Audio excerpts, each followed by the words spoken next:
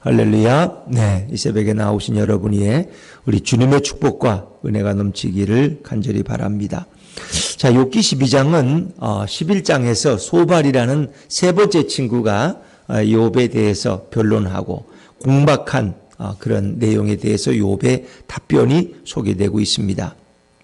욥은 이 12장을 통해서 소발의 질문 또 소발의 공격적인 그런 변론에 대해서 몇 가지 결론을 낸다고 할 수 있습니다.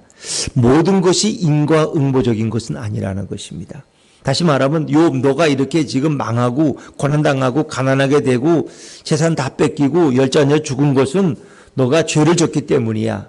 세상에 원인이 없는 결과가 어디 있냐. 씨를 뿌리면 뿌린 대로 나잖아.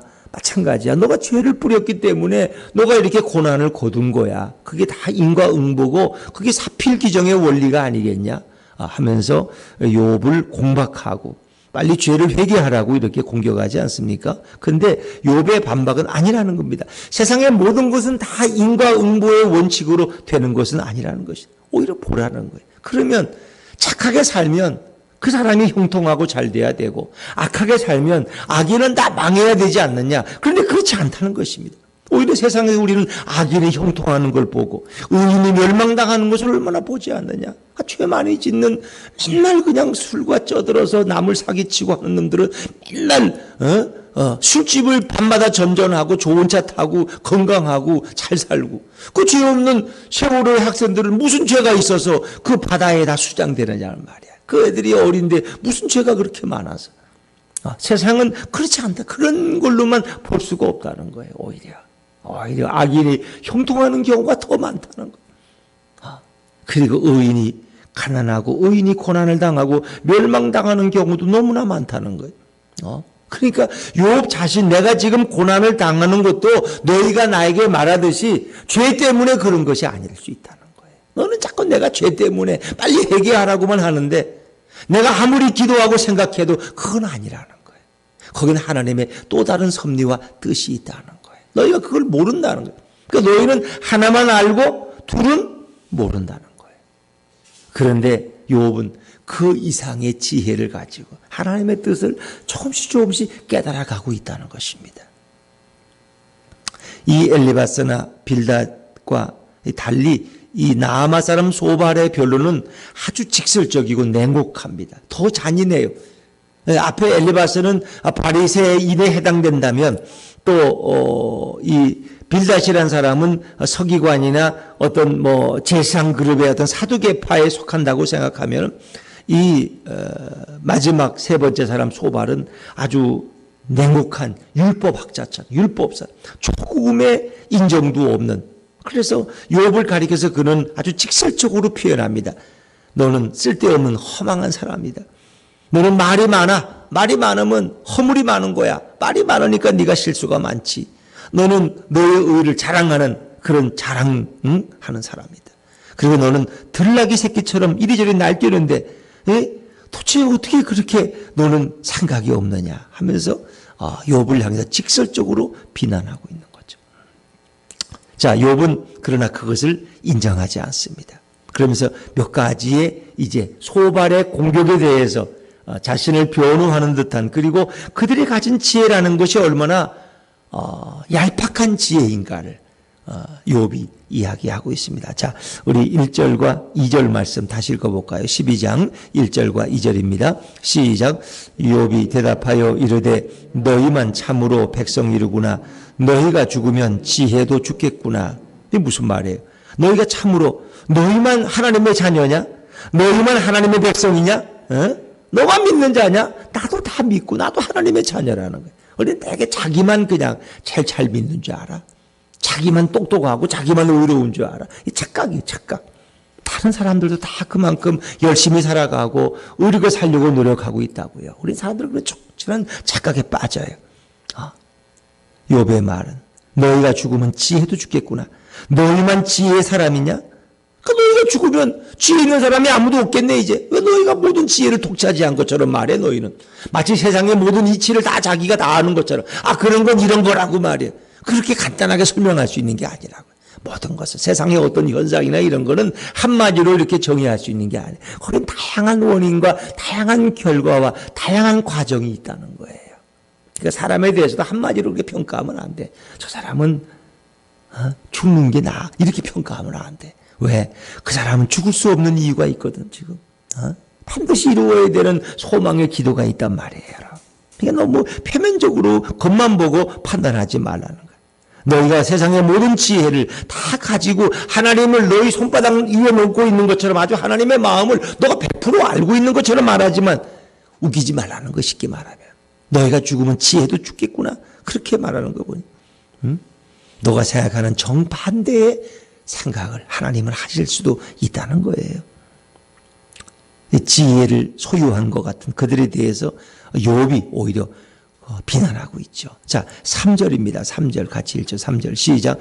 나도 너희같이 생각이 있어 너희만 못하지 아니하니 그 같은 일을 누가 알지 못하겠느냐. 나도 너희만큼 생각이 있어. 나는 너희에 비교해서 내 지혜가 떨어지지 않아. 그 같은 일을 누가 모르겠느냐. 너처럼 말하기는 쉬워. 어려운 당한 사람 보면 회개하라고. 회개 안 하니까 지난주도 빠졌잖아. 그래.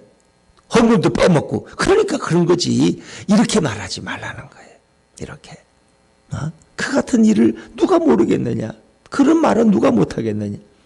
그러나 하나님의 지혜는 그렇게 간단한 게 아니라는 거예요. 너희가 인과응보적으로 표면만 보고 판단하지 말라는 거예요. 거기에는 더 깊은 하나님의 섭리와 뜻이 있을 수 있다는 거예요. 근데 이 친구들은 너무 단순하게 원색적으로 욥을 비난하고 있는 거죠. 우리도 이제 그렇게 시각으로 사람들을 봐요. 뭐 좀 잘 나가다 또 안 되면 저게 다 이유가 있는 거라고 저렇게. 저렇게 잘난 체 하니까 저렇지 하면서 우리는 쉽게 이렇게 평가해. 그러니까 그렇게 하지 말라는 거예요. 그게 하나님 앞에서 얼마나 큰 죄냐는. 그가 잘 되든 그가 잘못되든 사람을 함부로 평가하지 말라는 거예요. 이제 그 입으로 짓는 모든 죄가 하나님 앞에서 심판을 받을 수 있다는 거예요. 심판을. 함부로 판단하지 말라. 왜? 거기에는 또 다른 하나님의 깊은 섭리와 뜻이 있을 수 있기 때문이다 하는 겁니다. 자, 우리 4절 말씀입니다. 4절입니다. 4절부터 6절까지는 이제 악인이 형통한 그런 현실을 욥이 고발하고 있는 것입니다. 4절입니다. 4절 시작. 하나님께 불러 아뢰어 들으심을 입은 내가 이웃에게 웃음거리가 되었으니 의롭고 온전한 자가 조롱거리가 되었구나. 하나님께 불러 아뢰어 들으심을 입은 내가, 이 말은 하나님을 향해서 내가 부르짖었고 그리고 하나님의 음성을 듣는 내가, 욥 자신이 이웃들, 친구들에게 웃음거리가 되었구나. 지금 내가 이 고난당하는 이유를 몰라서 하나님 앞에 부르짖고 하나님의 음성을 듣고자 하는 내가 오늘 너희에게 웃음거리가 되고 말았다. 그리고 의롭고 온전한 자가 조롱거리가 되었구나. 이제 이걸만 보면은 누구 가리키는 거예요? 욥 자신을 가리키는 건데 자기가 자신을 의롭고 온전한 자라고 표현할 수 있을까요? 그건 아니잖아요. 그러면 의롭고 온전하신 분은 이 땅에 누가 계시는 거예요? 예수님. 그렇기 때문에 욥기는 예수님의 눈으로 읽어야 되는 거예요. 그러니까 욥이 세상에 이렇게 의롭고 온전하고 뭐 그가 죄에서 떠난 자다. 그건 욥이 한 말이 아니야. 그건 하나님의 영감을 받은 성경 기자들이 한 표현이지 하나님의 말씀이지 그 욥의 말이 아니야. 자기가 자기를 어떻게 의롭고 온전한 자라고. 그러니까 이 말은 결국은 예수님을 가리키고 있는 거야. 예수님. 그러니까 욥기서는 예수님의 고난을 말하는 거예요. 그리고 바리새파와 사두개파 율법자들이 학자들이 예수님을 어떻게 조롱하고 비웃는지. 욥이 너 죄 때문에 그런 거야. 예수님을 향해서. 갈릴리 선지자가 자랑하더니 자기 죄 때문에 저렇게 망하는 거라고. 이렇게 비난하는 거예요. 그러니까 의롭고 온전한 자는 오직 예수님밖에 없어. 하나님은 의롭고 온전하지만 하나님은 영이시니까 이 땅에 인간의 몸을 입고 오신 그 예수님만이 이런 표현이 합당한 자. 의롭고 온전한 자가 사람들에게 조롱거리가 되었어. 예수님이 벌거벗기움을 당하고 우리가 말하는 벌거벗긴다는 것은 뭐 속 팬티는 입고 이런 게 아니야. 넘민구를 입고 완전히 다 벌거벗겨져서 그 하나님의 비밀을 말하던 그 선지자 우리의 메시아 예수님이 조롱거리가 되었고 그리고 그의 이웃들에게 웃음거리가 되었어. 예수님을 따르고 기적을 보고 베세다 광야에서 오병이어의 기적에서 떡을 먹던 그들이 예수님을 조롱하고 비웃어요. 내게 뭐 떡을 만들어 주더니 자기 하나도 구원 못하면서 보라고 이렇게 설명하는 거예요. 더더욱 예수님이 십자가에 못 박혔을 때 지나가던 제상들과 서기관들이 남은 구원하여도 자기는 구원하지 못하는 저 우스갯소리 저 시골 촌뜨기 좀 보라고. 너가 한번 십자가에서 내려와 봐라. 그럼 우리가 너를 믿겠다고. 이런 조롱거리가 되었다는 거예요. 이런 조롱거리. 그러니까 이런 욥기서를 통해서 예수님이 이 땅에서 오셔서 조롱받을 그것을 욥을 통해서 우리에게 미리 보여주고 계시는 거예요. 자, 그러면서 세상에 오히려 불의한 자가 잘 되는 경우도 많이 있다는 걸 욥이 설명하죠. 자, 6절입니다. 6절 한번 같이 읽어보죠. 시작. 강도의 장막은 형통하고 하나님을 진노하게 하는 자는 평안하니 하나님이 그의 손에 후히 주심이니라. 자, 예수님과 함께 달렸던 바라바, 그에 대한 표현이 성경이 뭐라 그래요? 의인 바라바야, 강도 바라바야? 강도 바라바잖아요, 강도. 근데 강도의 장막은 형통해. 예수님하고 바라바하고 강도 바라바하고 누구를 놓아줄까? 그러니까 바라바를 놓아줘라. 예수를 십자가에 못 박으라. 그랬잖아. 그래서 강도가 오히려 자유함을 얻고 집에 가서 잘 살았어. 그게 뭐 강도의 장막은 오히려 평안하, 형통하다는 거예요. 강도의 장막. 그러니까 인과응보가 아니라는 거예요. 모든 것은 죄악을 심었기 때문에 고난을 거둔 게 아니라는 거예요. 강도는 오히려 형통함을 입잖아. 하나님을 진노하게 하는 자는 다 하나님을 진노하게 한 빌라도, 제사장들, 서기관, 바리새인들, 예수님을 고발하던 자들은 하나님을 진노하게 했지만 왜? 하나님의 아들 예수를 십자가에 못 박으라고 소리쳤으니까. 근데 오히려 그들은 평안하게 잘 살았어. 그게 어떻게 인과응보냐는 거예요. 하나님이 그의 손에 후히 주심이니라. 하나님이 그들의 손에 오히려 형통함을 주시고 평안함을 잠시 주셨어. 물론 그것이 영원하진 않죠.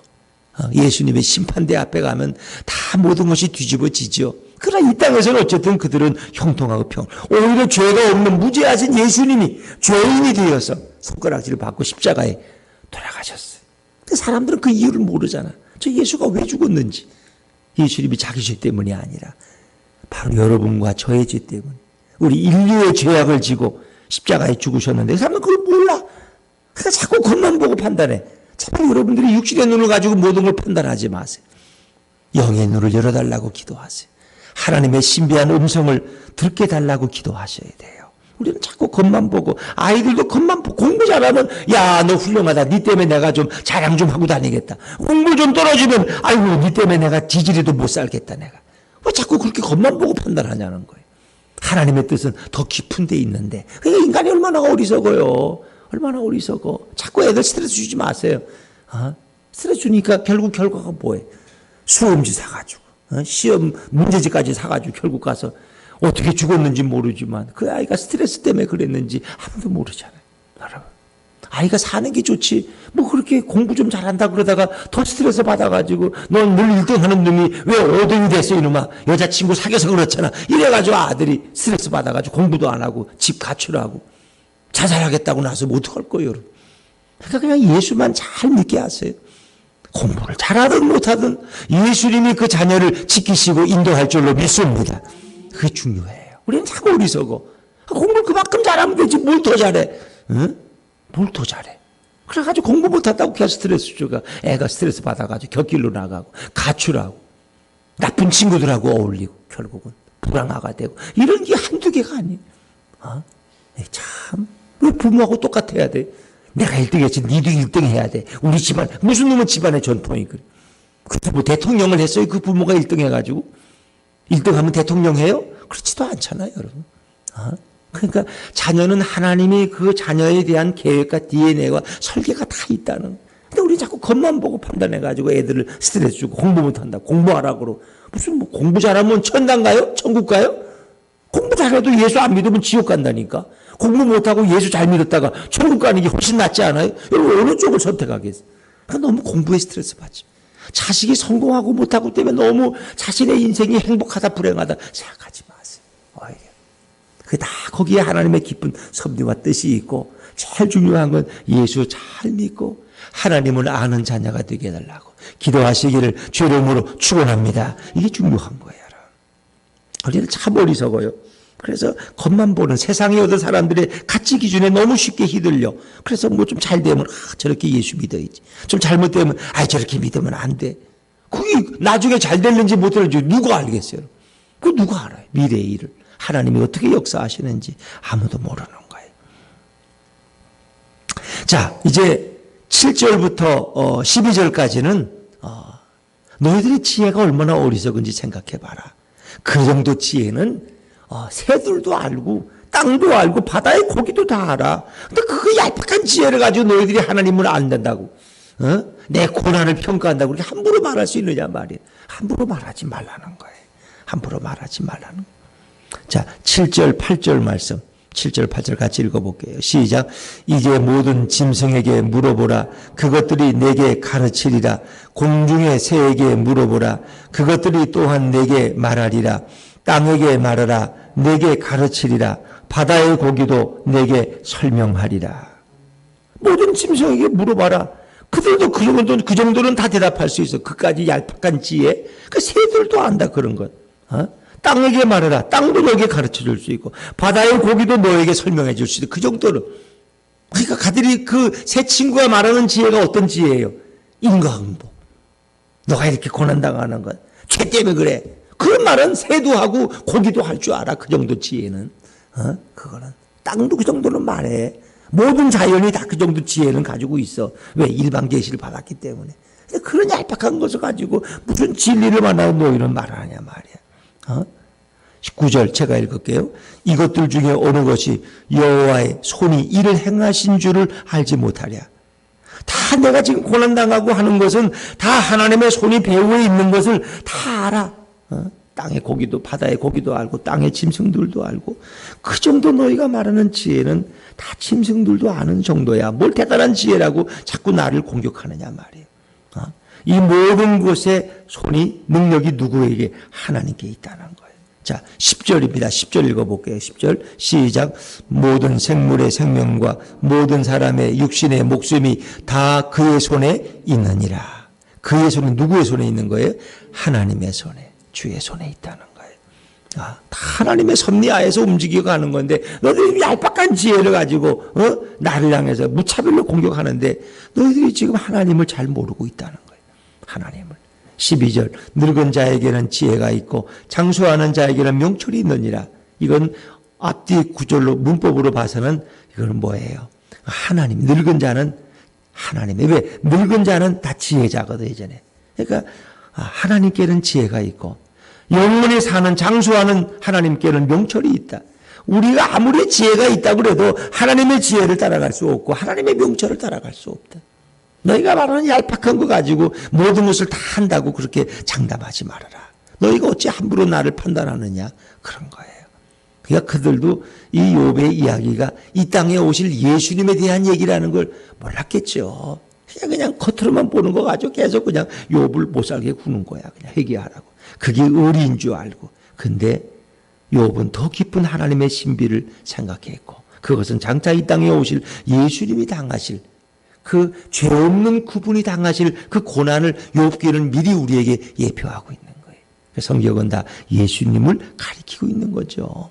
그리고 13절부터 10절 마지막 25절까지는 결국 하나님의 섭리에 대한 욥의 고백이에요. 그것은 이 모든 것은 다 누가 움직이시는 거예요? 하나님이 움직이시는 거예요. 어찌 보면 한 나라의 대통령을 세우고 지도자를 세우는 것도 하나님의 손길 하에 있는 거예요. 우리가 볼 때는. 저 사람이 어떻게 됐지? 꼭 우리가 할 수 있나? 하나님이 그렇게 세우시는 거지. 하나님이 지도자들을 세우기도 하고 패하기도 하시고 한 민족을 흥하게도 하시고 망하게도 하시는 분이 누구냐? 하나님이라. 모든 것은 다 하나님의 섭리하에. 참새 한 마리가 살고 죽는 것도 하나님의 손에 있고 머리카락까지 세시는 하나님이 왜 그걸 모르시겠어요? 하나님의 다 손길 하에 있는 거예요.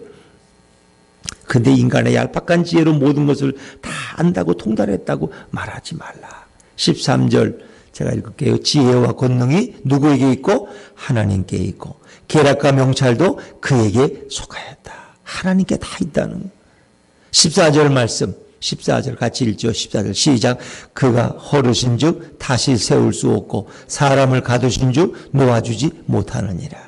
하나님은 세우기도 하지만 허실 수도 있는 분이, 한 나라를, 한 기업을, 한 가정을. 그가 허르시면 다시 세울 자가 없어. 그가 사람을 가두시면 그를 풀어줄 자가 없다는 거예요. 하나님이 하시는 일에 대항해봤자 그걸 막을 자가 없다는 거예요. 누가 하나님을 이기겠느냐. 15절 그가 물을 막으신 즉 곧 마르고, 하나님이 물을 막으시면, 댐에 물길을 막으시면 세상은 다 말라서 농사를 질 수 없는, 하나님이 비가 안 내리게 하늘을 막으시면 어디서 비가 옵니까? 다 세상은 난리죠. 물을 보내신 즉 곧 땅을 뒤집나니. 이건 뭐예요? 비가 많이 와서 홍수가 나면 하나님이 본문을 열으시면 세상은 다 홍수로 뒤집어지는 거 아닙니까? 이 모든 것은 다 하나님이 하시는 거예요. 하나님. 16절에 같이 읽죠. 시작. 능력과 지혜가 그에게 있고 속은 자와 속이는 자가 다 그에게 속하였으므로. 남을 속이고 속임을 당하는 자가 있는데 다 하나님의 섭리하에 있다는 거예요. 능력과 지혜가 하나님으로부터 왔다는 거예요. 또 인간의 이 모든 권위자들, 지도자들, 권위를 이 모든 지배하는 분은 바로 하나님이라는 거예요. 17절, 18절 같이 읽죠. 시작. 모사를 벌거벗겨 끌어가시며 재판장을 어리석은 자가 되게 하시며 왕들이 맨 것을 풀어 그들의 허리를 동이시며. 모사라는 건 아주 재주가 많은 제갈공명 같은 그런 모사꾼들, 그런 사람들, 모든 걸 다 하는 그런 사람들도 하나님이 벌거벗겨 끌어가시기도 하고. 자기의 미래를 몰라. 점쟁이들은 남은 점을 쳐주면서 자기의 미래는 왜 점을 못 쳐? 맨날 점만 치고 있어. 그렇게 가난하게 살아. 모사꾼들 모든 걸 아는 것 같지만 하나님이 그들을 벌거벗겨 끌어가시고, 재판장을 어리석은 자, 아주 모든 선과 악, 공의와 정의를 다 재판하는 것처럼 말하는 재판장들도 하나님이 한순간에 어리석은 자가 되고, 그렇게 유능하고 똑똑한 재판장이 왜 살인하지 않은 사람을 살인자로 몰라서 법정에서 재판을 해서 20년 죄 없이 살게 하고, 때로는 이미 사형 집행을 당할 수도 있고. 얼마나 어리석은 거야. 얼마나 부끄러워. 나는 1등을 한 번도 빼먹은 적이 없어. 초등학교, 유치원 때부터 1등이었어. 초등학교, 중학교, 고등학교 1등을 빼먹은, 과학고도 가서 1등 했고, 대학 가서도 1등 했고, 조기 졸업했고, 최우수, 최연소, 수석, 사법고시 합격했고, 자기는 천하 유아독존이야. 그런데 그런 사람이 재판을 잘못해서 죄 없는 사람을 사형을 당하게 만들고, 죄의지는 풀어줘가지고 또 죄 짓고 더 많은 죄를 짓게 만드는, 이런 걸 깨달을 때 미치지 않겠어요? 내 인생이 완전히 뒤집어지잖아. 난 한 번도 잘못 판단한 적이 없는데. 그러니까 이 재판장도 자기의 지혜를 자랑할 수 없는, 늘 하나님 앞에 기도하고, 하나님, 제가 오늘 재판을 해야 되는데 제가 솔직히 잘 모르겠습니다. 다 자기가 죄인이 아니라는데 하나님은 아시지 않습니까? 하나님이 바른 판결력을 할 수 있도록 하나님이 판단해 주시고, 이래야지 재판장이 건방지게 내가 모든 걸 다 알아. 어리석은 거예요. 얼마나 많은 사람을 죽였고, 얼마나 죄 없는 사람들의 가정을 파탄시키는 줄 몰라. 그거. 여러분, 그 옛날에 한 50년 전인가 춘천에서 이렇게 만화방을 하시는 분인데, 만화방에 아이가 늙어서 만화 보려고. 그리고 그 아이가 여자아이인데, 만화 보다가, 남자아이인데, 만화 보다가 집에 갔는데 없어졌어. 근데 경찰이 다짜고짜로 와가지고, 그 만화방 주인이 죄인이, 너가 납치했다는 거야. 그래가지고 물고문을 하고 고문을 해서 강제 실토를 받고, 그 사람이, 그 납치범이 사형수가 돼서 한 30년 사셔. 이제 그게 죄인이 나오고 무죄로 풀려나. 어떡할 거야, 그거. 왜 만화방에 오는 아이가 있다고 없어지면 그 만화방 주인인가 책임인가 그거는? 근데 옛날에 형사들은 그렇게 됐다는 거 갖다가 빨리 그냥 범인을 잡으라 그러니까 그냥 엉뚱한 사람 갖다가 화성 살인 사건처럼 이춘재 엉뚱한 사람 갖다 집어넣어가지고. 이런 일들이 얼마나 많으냐. 그러니까 인간의 지혜라는 건 다 실수할 수 있고 잘못 판단할 수 있다. 재판장이 부끄럽게 되고,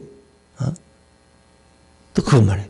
왕들이 맨 것을 풀어 그들의 허리를 동이시며, 왕들이 근상한 권룡포를 입고 허리에 금띠를 띠고 있지만 오히려 그들을 통해서 끌려가게 하셔.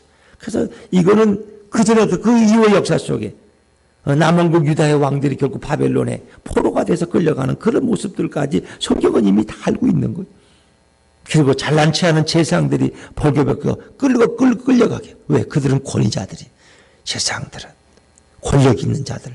하나님이 그들을 다 넘어뜨리신다는 19절. 제사장들을 벌거벗겨 끌어가시고 권력 있는 자를 넘어뜨리시며, 이걸 누가 하시나? 하나님이 하신다는 거예요. 하나님. 20절에 충성된 사람들의 말을 물리치시며 늙은 자들의 판단을 빼앗으시고, 이것도 뭐 솔로몬 시대에도 그렇잖아요. 솔로몬의 아들 르호보암이 지혜로운 늙은 신하들의 말을 듣지 않고 젊은이들의 말을 들었다 결국 나라가 망하잖아. 이런 얘기예요. 또 때로는 누굽니까? 다윗의 아들 압살롬도 충성된 사람들의 말을 물리치기 위해서 하나님이. 그래서 압살롬이 결국 망하잖아. 다윗에게 패배하잖아요. 자기에게 정말 옳은 말을 하는 충성된 사람들의 말은 다 믿질 않았어. 하나님이 그렇게 역사하신단 말이에요. 21절, 귀인들에게 멸시를 쏟으시며 강한 자의 띠를 푸시는 분이 누구냐? 하나님이라는 거예요.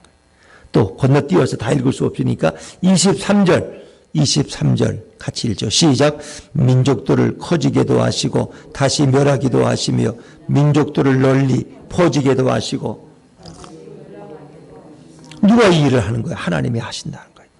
이렇게 온 세상의 역사를 주관하시는 하나님이 바로 나의 인생도 주관하고 계신다는 거예요. 내가 지금 망했다고 죄 때문에 망한 게 아니라 하나님은 뭔가 분명한 섭리와 뜻이 있어서 나를 이렇게 망하게 하셨다는 거예요. 고난당하게 하셨다는 거예요. 그러니까 민족과 나라를 움직이고 세우시고 커지게도 하시고 멸망시키기도 하시고 퍼지게도 하시고 다시 끌려가기도 하시는 그분이 오늘 오늘 나를 인도해 가시는데 왜 너희가 그렇게 말이 많냐는 거예요. 24절, 만민의 우두머리들의 총명을 빼앗으시고 그들을 길없는 거친 들에서 방황하게 하시는 분도 하나님이라는 거예요. 하나님. 이 모든 이 역사의 권위자들, 이들도 하나님의 손아귀에서 다 움직여진다는 거예요. 그래서 그들이, 그 총명한 자들이 25절에 빛없이 캄캄한 데를 더듬게 하시며 취한 사람같이 비틀거리게 하시느니라. 그 총명하고 똑똑한 그들이 이렇게 캄캄한 데를 더듬는 사람처럼, 술 취한 사람처럼 비틀거리는 인생이 되게 하신다.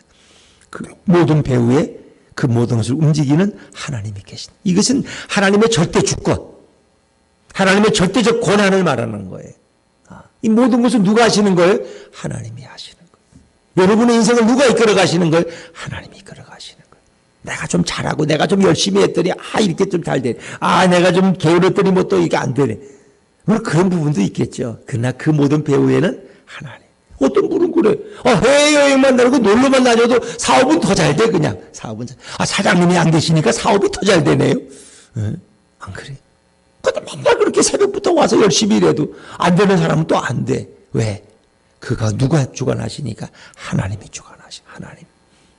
우리가 하나님 앞에서 어떤 삶을 사느냐 하는 게 중요하다는 거예요. 인간이 노력한다고 성공하고 노력해서 열심히 공부 대통령 되면 다 대통령 되고 다 성공하겠네? 노력해도 안 되는 건 안 되는 거예요. 왜? 하나님이 주관하시기 때문에. 그럼 누구의 마음을 바꿔야 돼? 하나님의 마음을 돌려놔야 돼. 하나님께 합당한 사람이 돼야 돼요. 그렇지 않습니까? 이 모든 배후에는 하나님이 계신다는 거예요. 절대 주권자는 하나님이 하신다는 거예요. 그래서 오늘 욥은 친구들에게 하나님 앞에 다시 너희는 돌아와서 다시 하나님 앞에 겸손하게 하나님의 지혜를 구해야지. 그 얄팍한 지혜를 가지고 뭘 하나님을 다 아는 것처럼 그렇게 판단하느냐. 그러지 말라는 거예요. 오늘 우리들도 마찬가지예요. 하나님의 깊고 오묘한 그 지혜를 바라보면서 오늘도 하나님의 뜻 앞에서 하나님의 뜻을 구하고 또 하나님의 뜻 앞에서 순종하며 나아가는 저와 여러분이 될 수 있기를 주의 이름으로 축원합니다.